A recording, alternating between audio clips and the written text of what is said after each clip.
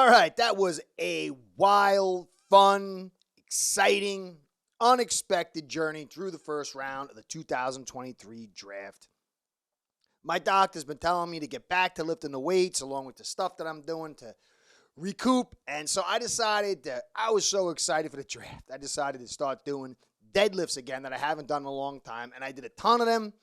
And then through the draft, hanging out with my man, Tommy over there at Mafia Sports Report and his crew, I decided to eat a bunch of steaks. I had a goat cheese had pineapple in it with like 2 or 3 onions and then a bunch of sugar and carbs.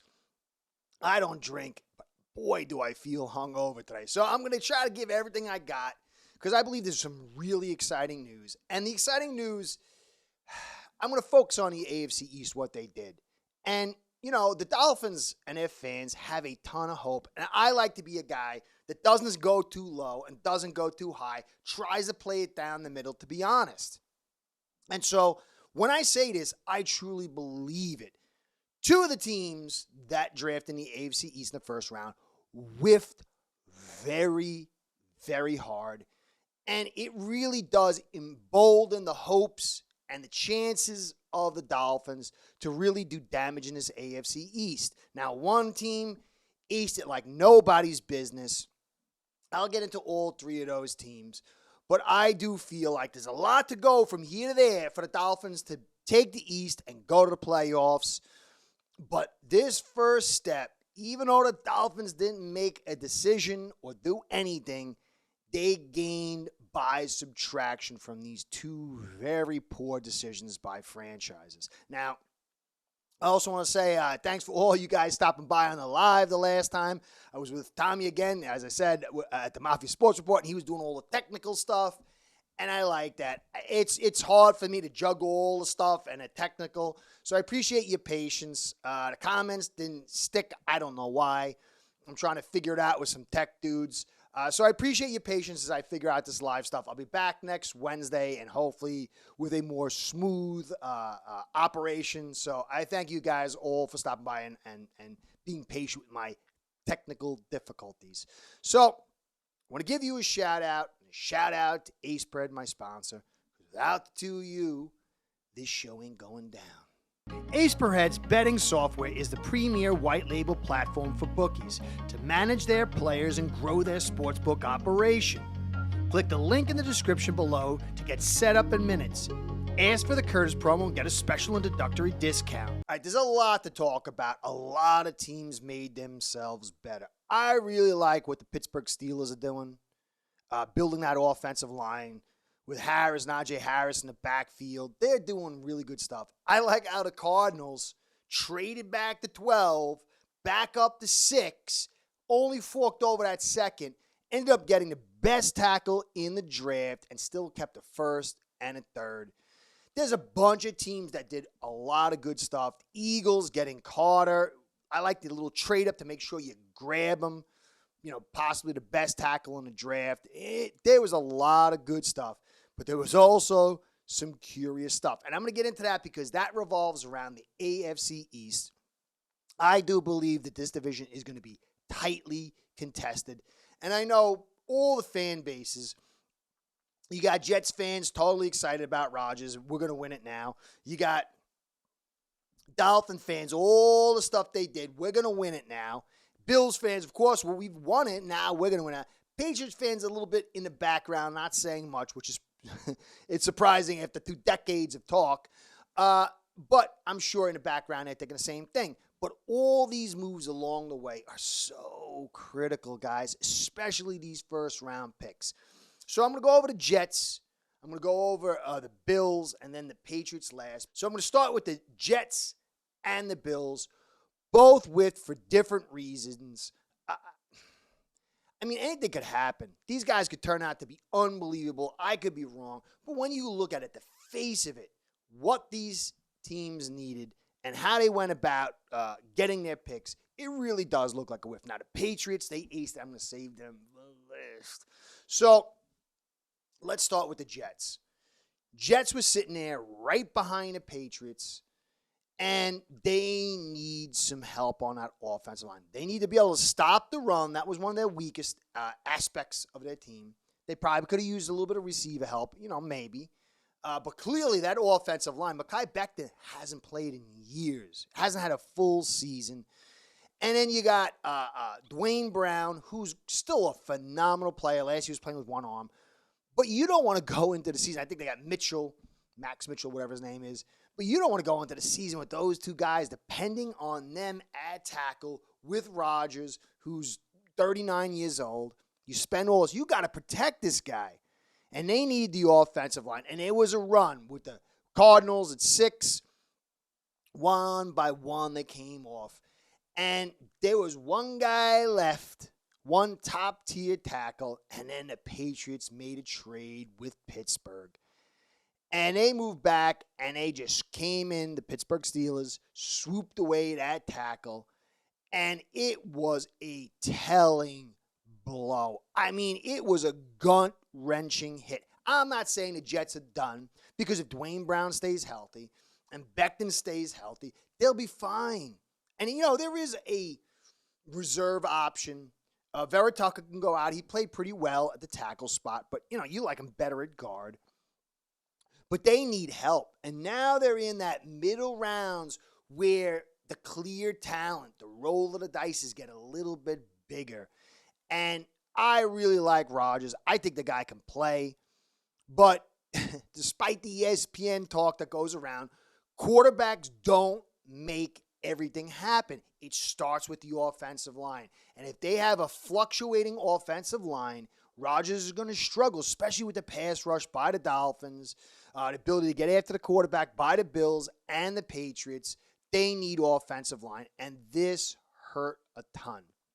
Now, they went with Will McDonald, and pass rush is something you want to go for. You got the Bills, and you got the Dolphins, and you want to get after that quarterback, but they were pretty good at, rushing the quarterback last year. So this is a little bit not a need. And McDonald was a little bit of a reach. He was considered one of the buzziest players, a senior, on really nice movement skills, 36 vertical, 11-foot broad jump, but 6'4", 239. Nice arm length, 34 inches, almost 35 inches. So there's a lot of physicality there, but still not all together, and he's a senior.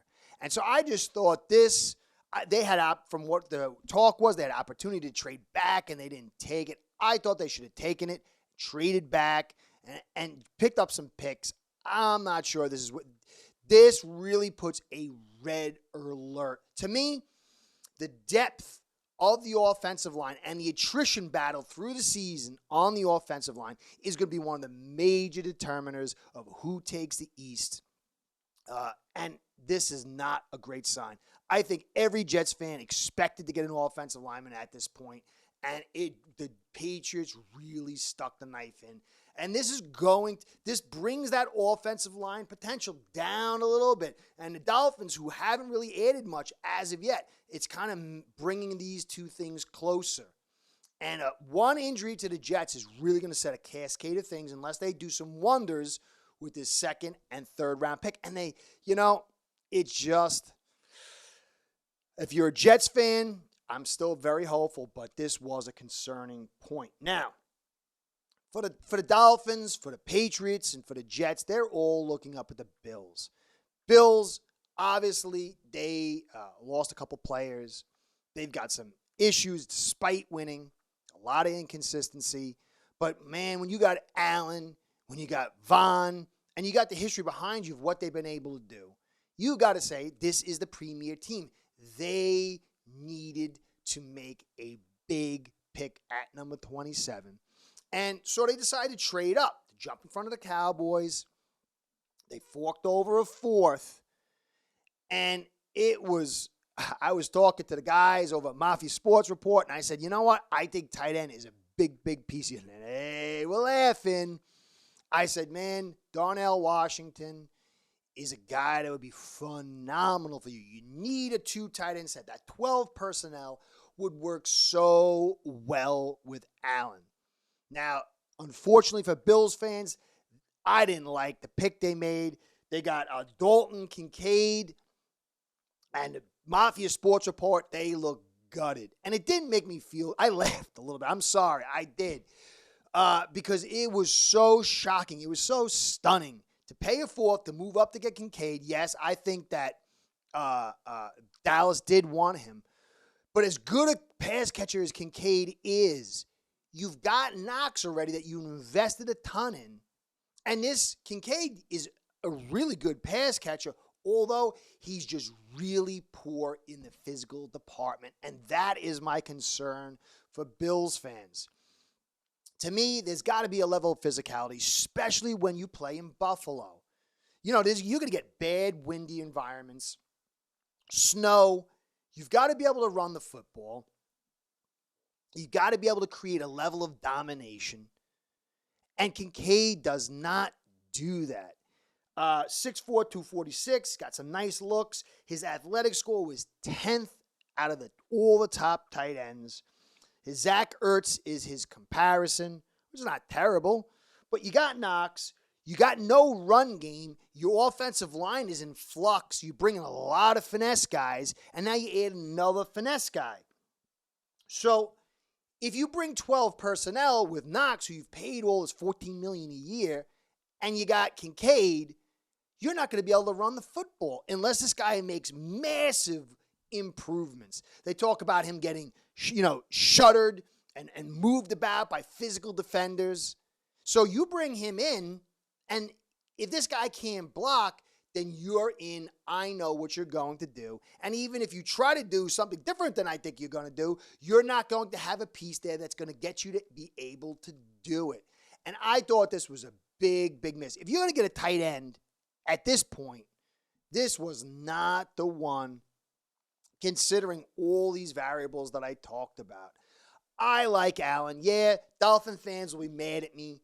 I like the kid. He's a darn good kid. He came from nothing. Nobody wanted him. I actually saw the reporters make fun of him.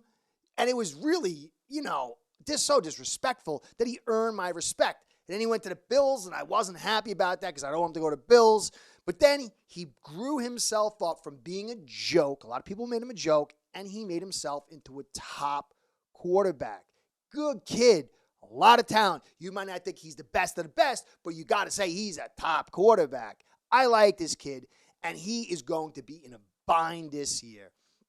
You go back, it was so predictable what the Bills were going to do. Play in, play out, drive in, drive out. And now you got Kincaid, who's a pass catcher, but how much is he going to get in as a part-time player unless you're going to start benching Knox? And again, the inability to run is going to hurt this team. But if you're a Dolphins fan,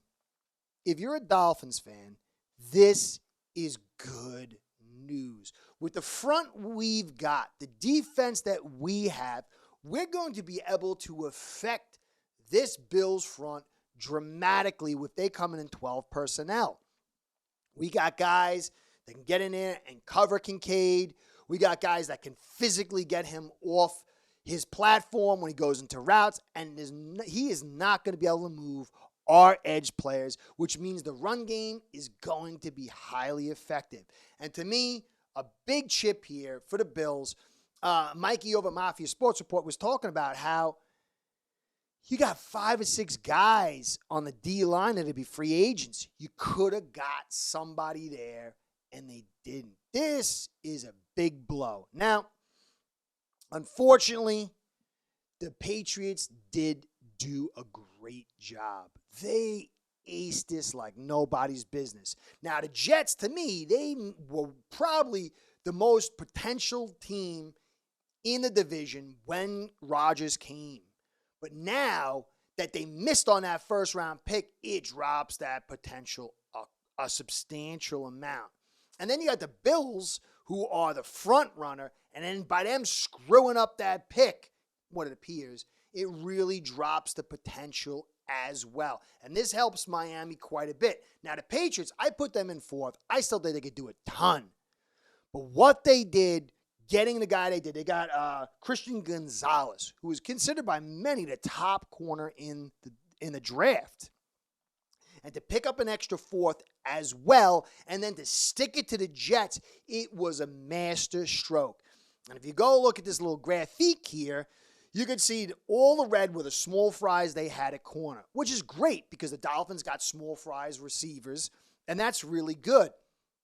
Now, Mills, he's 6'1", 191, bigger guy, but not really super fast. He's not slow, but he's not a burner. But Gonzalez, 6'1", 197, ran a 4.38.